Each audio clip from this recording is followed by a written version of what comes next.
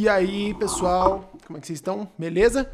Muito boa tarde para vocês, muito bom dia, muito boa noite, bom tudo. Hoje eu vou conversar com vocês sobre problemas de questão de personalidade, no sentido de tentar se encaixar em caixinhas, mostrar como nós somos maiores do que um rótulo. Eu só preciso orientar aqui para aí centralizar o meu estúdiozinho, que ele estava meio torto. Mas é o seguinte, vamos trocar essa ideia aí então. Quero falar com vocês sobre isso, vou deixar o microfone meio assim de lado para ele não tampar o meu rosto. Deixa eu até, porque hoje ele está um pouquinho mais alto que o comum. Bom, vamos lá então, pessoal, vamos trocar uma ideia sobre isso. Lembrando sempre, está aqui o meu roteiro, certo? É um roteiro talking points, para eu não me perder. E quero ir falando com vocês então algumas coisas que eu penso em relação a isso. Primeira coisa, pessoal, que eu quero contar para vocês é a minha história. Como que eu conheci o tema que eu vou falar hoje, né? Então eu conheci o Enneagrama em 2021. Eu estava passando por um momento de crise de identidade. Meio de identidade, né? Acho que eu tinha terminado um relacionamento e eu estava morando sozinho numa cidade grande, eu menino de cidade pequena, e aí eu fui tentar me entender um pouco mais, né? Em relação às coisas que eu estava passando. Eu acho que faz parte, eu tinha 22 para 23 anos. E aí foi lá que eu entendi então o que era Enneagrama, eu entendi como que funcionava o meu, e desde então eu comecei a estudar. O meu Enneagrama, para quem já conhece aí, é o tipo 3 com a asa 4. Este vídeo não vai ser um vídeo explicando como que são os Enneagramas, mas em geral eles são uma forma de entender quais seus medos centrais e as suas motivações centrais. Basicamente porque você faz o que você faz buscando prazer ou evitando a dor, e são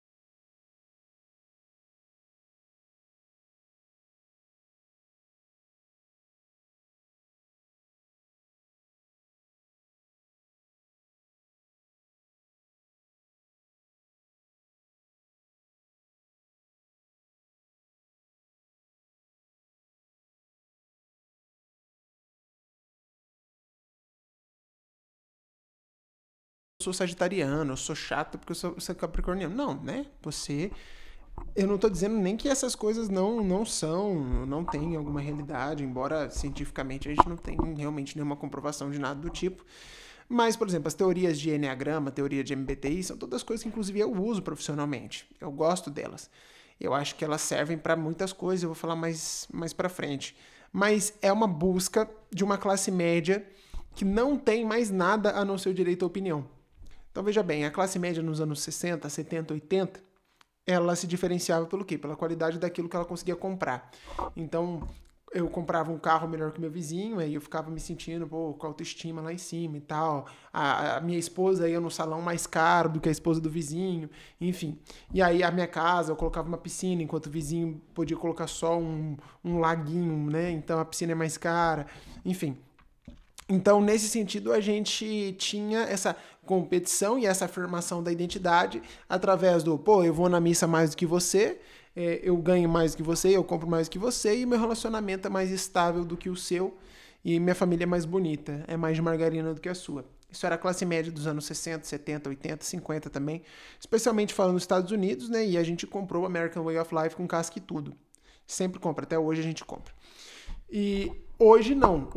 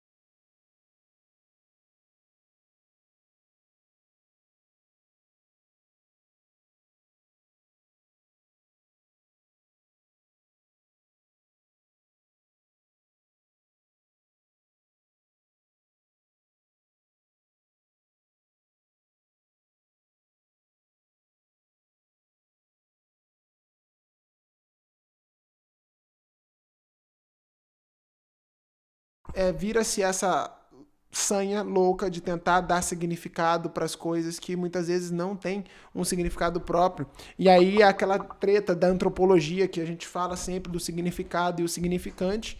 Nós somos seres significantes e temos que tomar cuidado, porque Sócrates já vai dizer, né? Só sei que nada sei. Então, quanto mais se compreende, mais se percebe que tem muito a se estudar, muito a se compreender. Eu sei que isso aqui pode parecer confuso, mas é porque é mesmo. Né? Se eu reduzir demais, de uma forma reptiliana aqui, perde o significado da frase. E aí eu estou do ensinamento. E, novamente, como eu falei, a questão do significado significante é absolutamente importante, porque senão tudo vira códigos e prazeres. Então, assim, além disso, existe uma outra crítica que nós temos um mercado que lucra com isso, né? Um mercado que lucra com o consumo de identidades e demanda por certezas. Você falou aí, Fernando, que você usa Enneagrama e MBTI. Você pode entrar nessa situação? Talvez. E eu não acho que esteja sendo hipócrita. Mas se eu tiver também, dane-se. Porque é o seguinte, eu acredito que exista assim, eu percebo que existe um mercado que ele vai direto na identidade das pessoas para fazer elas consumir mais. Então, por exemplo, cara, 70% do que a Nike gasta é com marketing. 80%, se eu não me engano. 70% são a maioria das empresas de videogames, elas gastam com marketing. E olha que loucura. A empresa, então, cobra 70% mais caro no produto, então eu tenho que pagar 70% a mais, para cobrir o gasto que ela teve ao me fazer querer comprar o produto. Ou seja, eu tô sendo culpado de querer uma coisa, culpado não, né? Mas eu tô sendo punido por querer uma coisa e eu quero essa coisa justamente porque foi gasto dinheiro que agora eu vou repor. Isso aqui chega a parecer esquizofrênico. E na verdade, com todo respeito aos esquizofrênicos, né? No sentido de que, poxa, a maioria das empresas hoje, e aqui no digital é a mesma coisa, a gente tem um gasto com propaganda. E muitas vezes os aumentos dos preços dos cursos ou coisas do tipo das mentorias é justamente para sustentar este gasto com propaganda, porque é a lógica do sistema. Aqui não é para ofender a Nike, ou a Sony, ou a Ubisoft, ou a Electronic Arts, sei lá, não é para, embora a Ubisoft, Sony, Electronic Arts e Nike mereçam muitas ofensas em muitas coisas, mas só quando é devido, tá? E nesse caso não é. Então, ofensas não, né? Críticas, ninguém merece ofensa. Alguns merecem. Mas, neste caso, tem a ver justamente com essa ideia de que, olha, há um sistema, existem regras a serem jogadas, a gente joga as regras do sistema, e essas regras do sistema geram incertezas nas pessoas e depois geram um mercado para que as pessoas busquem ter certeza.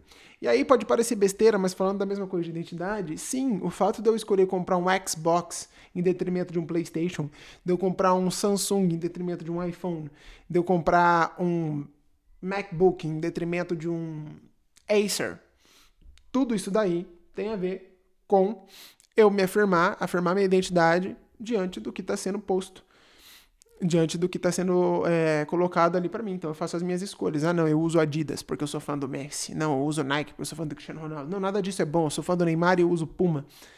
É isso, né? E o Enneagrama é só mais um desses produtos de como existe um mercado que pede que a gente demanda certezas, porque a partir do momento que eu faço isso, eu afirmo a minha identidade. Não, eu sou um cara que faz isso e eu uso Nike. Portanto, eu compro ele. Então, essas buscas são alívios momentâneos que nós temos antes do vazio retornar. Então, o ser humano, já disse o Dostoiévski, acredito que seja, que existe dentro do ser humano o vazio do tamanho de Deus. Então, a humanidade vai sempre buscar, ou está condicionada a buscar, pelo menos no Ocidente, essa questão de, poxa, eu tenho um vazio no meu peito, em vez de eu sentar e tentar resolver olhando para dentro, eu vou buscar mais um curso de terapia alternativa, eu vou ver mais um vídeo de coach motivacional, eu vou ver mais foto de um carro que eu nunca vou conseguir comprar, mas eu acho que eu posso comprar, né? Talvez o carro sim, mas eu vou ver fotos de pessoas que têm dinheiro muito maior, que elas são herdeiras há 10 gerações e eu vou querer me cobrar ser igual aquele cara, porque um dia eu vou chegar lá, é só eu acreditar, é só eu tentar mais. Então são argumentos rasos que não funcionam mais, entendeu? Quer dizer, ainda funcionam com uma galera aí, mas acredito que quem realmente tem a capacidade intelectual não cai mais nesse tipo de coisa, né? E eu que não me considero nenhum Einstein, já não caio nesse tipo de coisa, imagina a galera que realmente é inteligente. Então, isso são só alívios momentâneos antes do vazio retornar, e o vazio vai retornar, e aí as pessoas vão preencher o consumo com mais vícios. E aí a gente gera toda uma geração doente, né? Nós temos uma geração doente, porque é muito difícil você encontrar alguém que não tem algum dos seguintes vícios. A, pornografia. Pode não ser vício, mas está sempre usando, o que destrói muito das expectativas relacionais da pessoa. B, junk food, comida ultraprocessada. Tanto por conta das questões financeiras, elas tendem a ser mais baratas, mais práticas para quem não tem tempo de cozinhar, e existe isso, né? Tem muitas pessoas aqui que ficam para trabalhar e voltar 12, 13 horas no dia.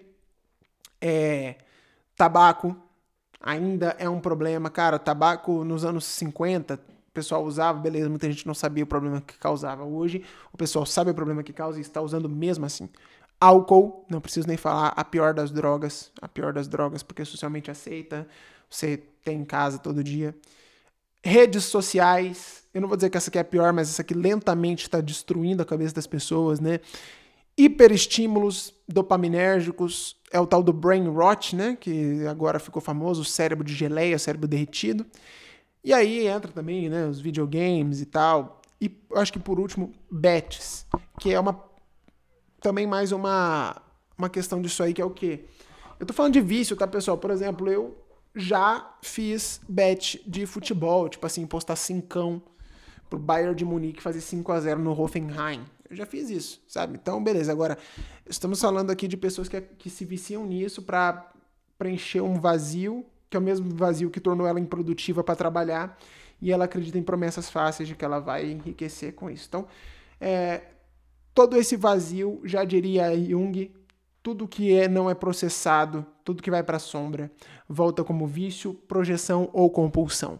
E aí a gente está aí numa sociedade absolutamente doente. É muito difícil encontrar alguém que não tenha pelo menos um desses vícios. Se você encontrar, cara, abraça essa pessoa, aprenda com ela, fica do lado dela, sabe? Eu conheço algumas pessoas assim, sou muito grato de tê-las por perto. E o Enneagrama, ele precisa ser usado, eu esqueci de falar aqui quando eu falei de junk food, mas também o açúcar, né? Porque nem sempre a pessoa pode não ser viciada em fast food, coisas do tipo, mas ela tá sempre comendo um docinho, tomando Coca-Cola e tal. Absurdamente. Sempre que eu falar aqui, pessoal, é vício, tá? Vício. Eu não sou um puritano, eu sou um cara que toma Coca-Cola, eu como meu chocolate, eu jogo videogame, eu uso redes sociais. Não é essa questão, eu tô falando de vício, tô falando de ficar disfuncional por conta dessas coisas. Tá? Mas hoje eu não vou falar necessariamente dos motivos, nem das potenciais curas para esses comportamentos. O Enneagrama, ele precisa ser usado como, então, cara? Fiquei aqui 20 minutos arrebentando com o Enneagrama, os profissionais do Enneagrama vão me matar, mas não, vamos lá, pula pra cá, ou então não pula, só xinga aí, hateia os comentários, porque daí dá engajamento, e eu agradeço. O Enneagrama, então, ele tem que ser usado pra gente compreender e explicar comportamentos e preferências. Então, eu consigo, não é passar pano, mas é explicar. Eu falo, olha, eu faço isso, porque eu busco tal coisa. Todo Enneagrama busca alguma coisa. Um deles vai buscar a perfeição, outro deles vai buscar beleza, outro vai buscar reconhecimento, que é o meu, outro vai buscar o romance profundo, artístico, né? Assim, que é o 4, outro vai buscar conhecimento, outro vai buscar segurança, outro vai buscar exploração, liberdade, diversão nesse sentido, outro vai buscar poder e outro vai buscar paz. Então, e aí eles têm as combinações, certo? Os 9 Enneagramas, eles têm essas coisas. Então, se você pegar profissionais sérios do Enneagrama, eles vão falar tudo que eu tô falando aqui. Pode até ter torcido o nariz pro começo do vídeo, mas a partir do momento que vê o que eu tô falando aqui, eles vão ver que isso é interessante. É absolutamente interessante a ferramenta, mas não pode ser usado como muleta comportamental, como nenhuma outra ferramenta. É interessante sim para compreender comportamentos e até modular comportamentos. Então, por exemplo, eu sei que o que me motiva é reconhecimento. Então, quando eu estou desmotivado para fazer uma atividade, eu penso, caramba, se eu fizer isso aqui bem feito, as pessoas vão me elogiar. E aí você pode pensar, pô, cara, que isso aí é ridículo, você vai ficar precisando da validação dos outros.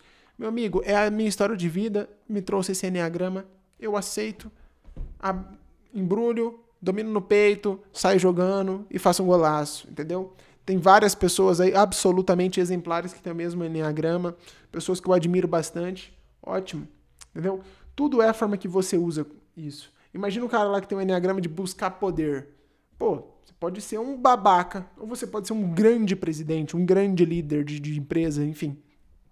Então, tudo isso vai depender do teu nível de desenvolvimento pessoal, das tuas oportunidades, de como você vai fazer isso acontecer.